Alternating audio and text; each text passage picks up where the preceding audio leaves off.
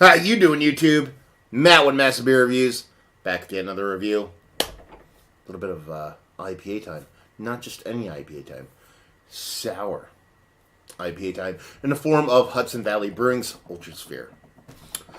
First things first. This voice seems a little bit kind of lower. Maybe kind of tinging on the kind of Barry White level.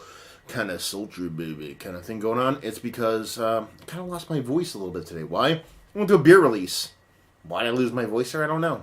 It was wet outside. I wasn't yelling, but I was talking louder. I don't know. The reason why I'm telling this story, one, because I kind of like Barry White voice. Two, I want you to know what's going on. And three, that's where I actually got this beer. Not at Hudson Valley, though. I actually got this beer from Bert. Well, I'm going to say Bert. That's not his real name, but he doesn't put his real name on YouTube. It's Bert's Beer Pours. Go actually check him out.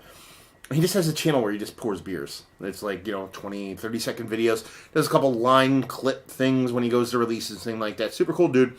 Kind of chatted back and forth on and off for a bit now. And just was up there, and he's like, hey, man, I'm Bert. And I'm like, hey, I'm Matt. Let's chug some beers, and here we're going to go. And he's like, yeah. Have you had anything from Hudson Valley? He said, yeah, quite a bit.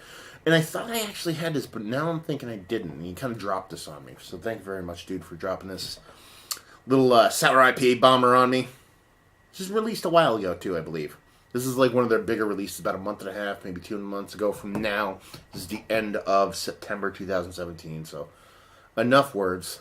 Let's say more words, but about the beer.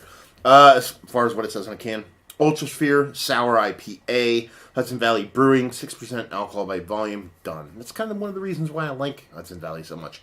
One, they actually make good beers, especially verging on the sour end of things, but they don't really go too pomp and shit like that in our cans. Artwork's cool. Hudson Valley Brewing, a little kind of like flowerish kind of peony, or peony, that's what it's actually called, but I say peony. And we'll like a little kind of galaxy in the middle there, so I kind of dig it. A little hipster shit, but hey, we can all like that. Give her a pour in this gigantic, tall glass. It's my sour glass. So when I drink sours, they go in this glass, so you might get a gigantic head, you might not. Either way, you're going to deal with it. Anyway, let's see what we have here. We have just under 2 fingers. Creaminess, baby. It's all about that creaminess today at Barry White Beer Reviews. Yeah, nice creaminess to it. Just off-white in color, just south of khaki. Neurotic bubbles throughout, and she looks like a super crazy New England style IPA is what she looks like. That butternut squash that everybody kind of loses their shit over. So it looks like that. Let's see what she smells like. Ooh, that was fun. What is that? That's something. This is triggering like kid memory shit. What is it? It's some kind of slightly tart sour component thing that I used to love when I was a kid. I don't know what it is, though. It's going to drive me fucking insane if I can't think about it.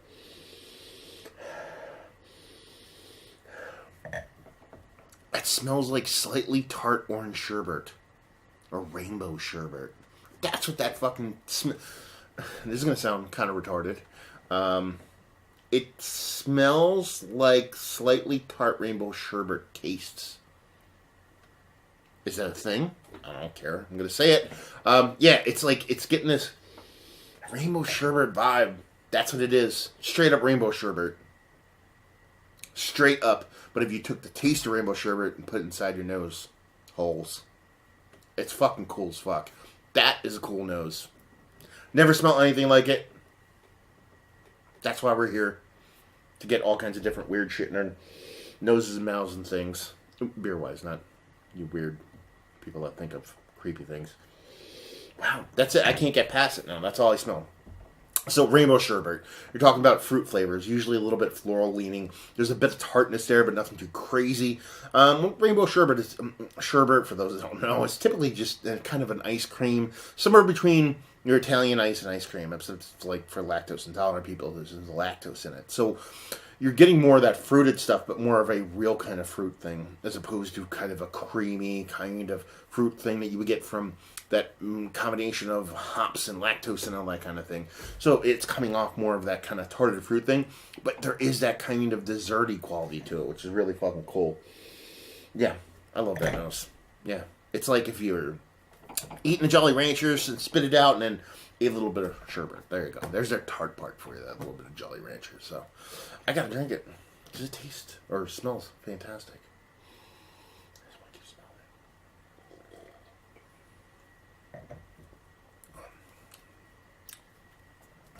it. Yeah, that's it. That's what I'm getting from it. What you get might be a little bit different, but there's got to be lactose in there. There has to be.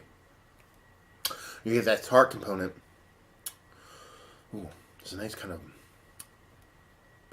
crackery, biscuity malt thing going on there, too. It's a fun beer, man. It's a fun beer. So for me,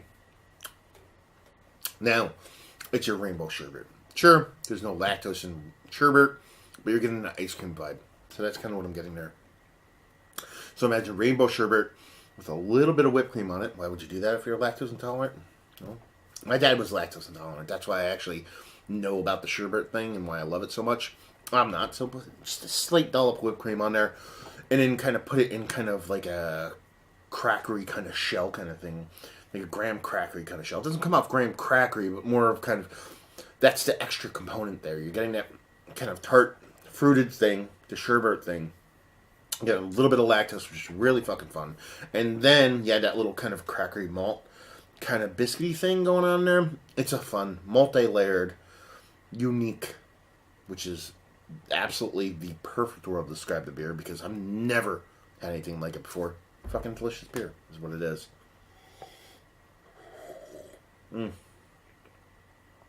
That's fantastic. That's absolutely fantastic. One of the best beers I've had in a while. Let's put it that way. Yeah.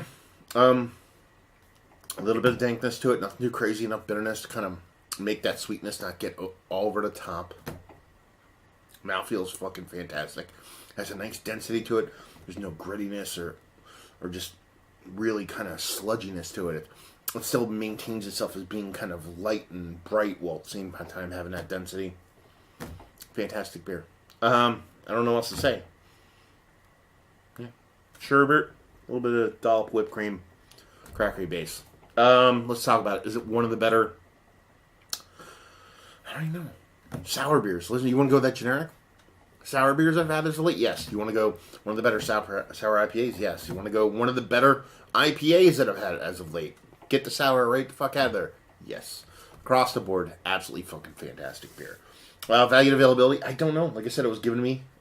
So, I mean, it's Hudson Valley. It's, it looks the part. It tastes the part. So I'm guessing it's right around $20 a 4-pack because that's market value.